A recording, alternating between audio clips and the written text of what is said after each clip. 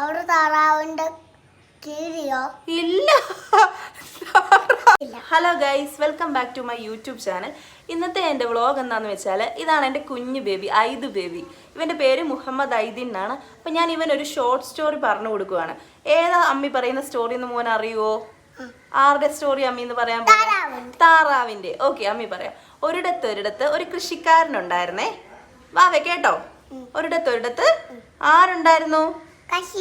കാശിക്കാരനല്ല, കൃഷിക്കാരനുണ്ടായിരുന്നു. Okay, ആ കൃഷിക്കാരൻ പാവപ്പെട്ട വീട്ടിലെ കൃഷിക്കാരനായിരുന്നേ.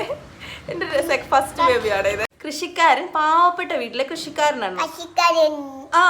അപ്പോ കൃഷിക്കാരന് പൈസ ഒന്നും ഇല്ലായിരുന്നു കേട്ടോ. കൃഷിക്കാരന്റെ വീട്ടില് വൈഫ് ഉണ്ടായിരുന്നു, കുട്ടികളുണ്ടായിരുന്നു, ഒത്തിരി പേരുണ്ടായിരുന്നു. അപ്പൊ കൃഷിക്കാരന്റെ വീട്ടിൽ പൈസ ഒന്നും ഇല്ലായിരുന്നു.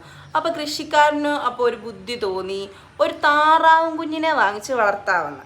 അപ്പോൾ കൃഷിക്കാരൻ മാർക്കറ്റിൽ നിന്ന് പോയി ഒരു താറാവും കുഞ്ഞിനെ പോയി വാങ്ങിച്ച് കുഞ്ഞു താറാവും കുഞ്ഞിനെ വളർത്തി വലിയ താറാവും കുഞ്ഞായി. എന്നിട്ട് ഈ താറാവ് ഇല്ല, ഇപ്പൊ മരിച്ചിട്ടില്ല. എന്നിട്ട് കൃഷിക്കാരന് ഒരു ദിവസം നമ്മുടെ താറാവ് വലിയ താറാവായില്ലേ, താറാവ് ഒരു മുട്ടയിട്ടു. ആ മുട്ടയില്ലേ മോനെ, എന്നെ മുട്ടയായിരുന്നെന്ന് അറിയാവോ?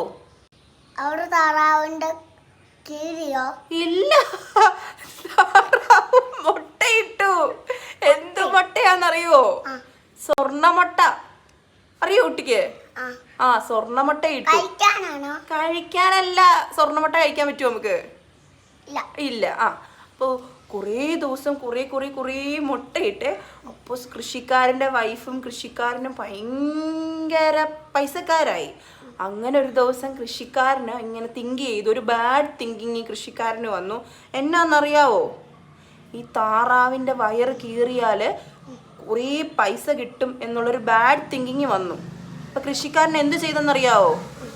താറാവിൻ്റെ വയറ് കീറിയപ്പോൾ എന്താ സംഭവിച്ചത്? താറാവ് മരിച്ചു പോയി. അപ്പൊ എന്താ ചെയ്യുന്നേ? കൃഷിക്കാരന് പിന്നെ മുട്ടയൊക്കെ കിട്ടുവോ?